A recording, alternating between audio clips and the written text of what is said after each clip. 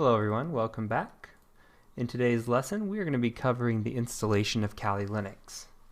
Kali Linux is a distribution of Linux that is made entirely for penetration testing. It comes with around 300 or so tools, many of which we're going to use throughout the course. Kali Linux is made by Offensive Security, which if you haven't noticed, this is the OSCP Offensive Security Certified Professional course, so that's convenient. The video is going to be covering installation of Kali, along with a brief overview. And the installation time today is around 30 minutes, perhaps an hour, depending on your connection speed. So make sure you allot that amount of time. So first things first, we're going to go ahead and open up a browser. We're going to go to Google or your favorite search engine. And then we're going to search for Offensive Security Kali Linux download. And it should bring you here to a page that says Kali Linux custom image downloads. It's important to go here as opposed to going to this kali.org downloads. I will show you both. Let's go ahead and open both here. If you come to this download page, the main download page from the kali.org website, you're going to get a bunch of ISO files. If you're comfortable with downloading an ISO file and installing it into your favorite virtualization tool, you are more than welcome. If you are comfortable setting it up on your own. What's provided by Offensive Security, however, are packaged downloads. So if we look here, we have VMware, we have VirtualBox, we have Hyper-V. All of these are already imaged, so you don't have to run through the setup, you don't have to run through anything. You just boot it up and it's there. So that's what I really recommend for you. And throughout this course, I am going to be using VMware. VirtualBox is another great option. VirtualBox is free. VMware is free with some limitations. If you have preference on either, go ahead. For this tutorial, I am going to show you how to install the VMware image.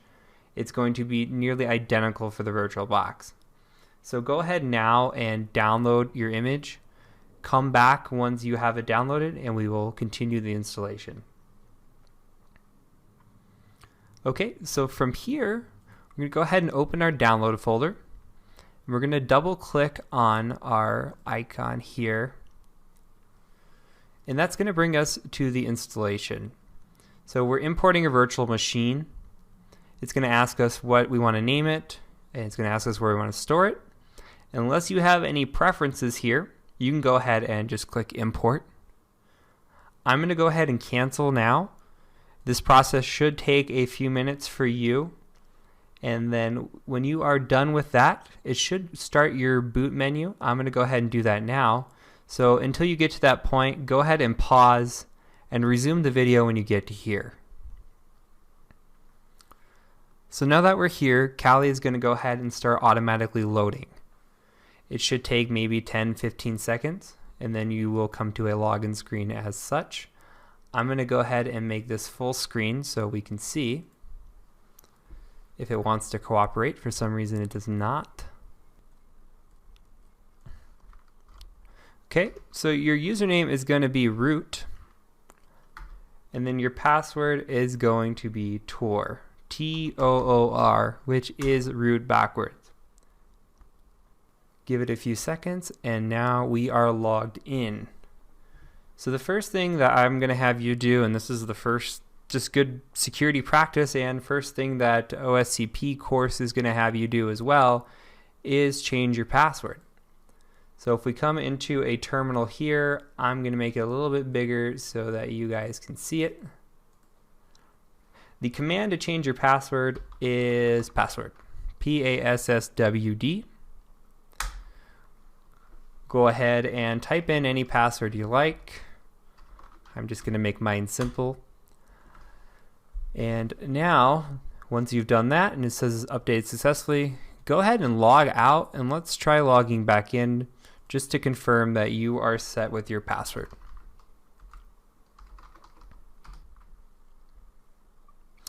Okay, so now we are back in. So I want to give you a brief overview really quickly of some of the tools and layout that you're just going to see throughout Kali Linux. I'm not going to go into anything right now. as we go through the course, you're going to see the majority of these tools. So if you look over to your left, this is your favorites bar. You should be able to customize this to your liking. You will have your Firefox and your terminal and your folders right here. And the rest is just kind of however you feel. This is the defaults. If you feel like changing this, feel free to go ahead throughout the course. You have your apps button down here. So if you click on that, it'll bring up all of your applications that are hiding. Another good place, if you hit escape, we can come into applications.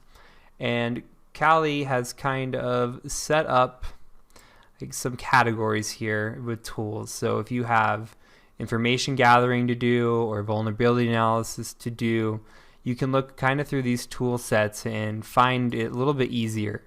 Especially if you don't know what you're looking for and you just kind of want to learn about some of these tools, feel free to go ahead and look at these.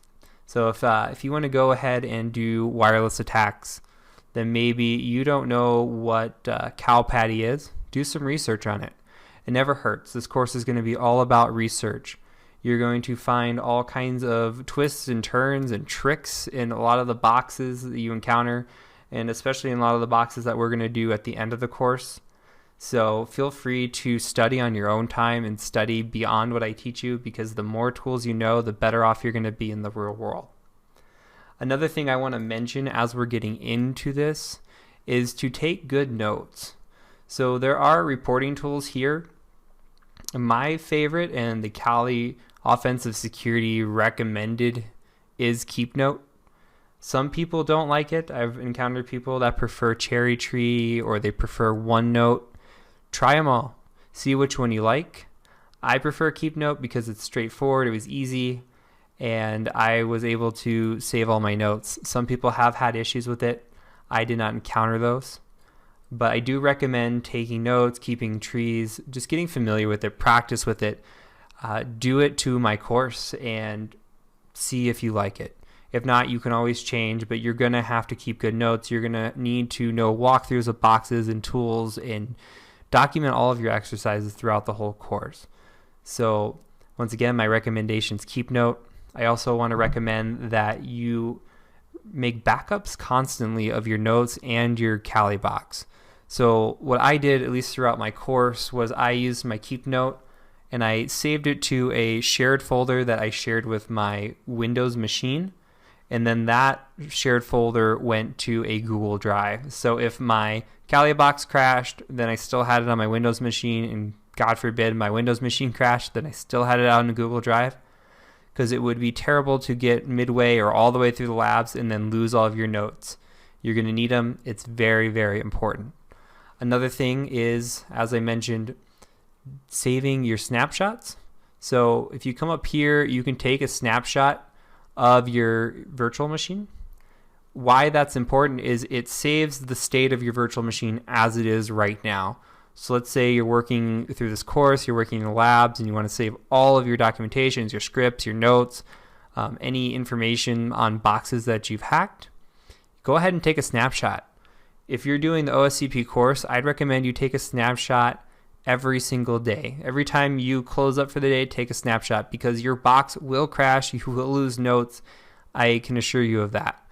So that is going to be critical. Notes and taking backups of everything. One last thing I want to mention is, while we are installing this version of Kali, don't get too comfortable with it. There's going to be some tweaks and tools that are not in here that you are going to have in your Kali box. OSCP will provide you with your own Kali image. They just updated it, so it's actually fairly consistent with what we're using. Some of the tools are a little older because their course hasn't been updated as much in the last couple of years, so they kind of want to keep the tools the same. So you will be using their version of Kali. Once again, it's going to be the similar installation. They'll give you all of the information on how to do that when the time comes. So for now, let's focus on using this one, but just know that you're going to be using a different Kali box in the future. So from here, that is it. If you have any questions, feel free to reach out to me or my LinkedIn. And that is it. So until next time.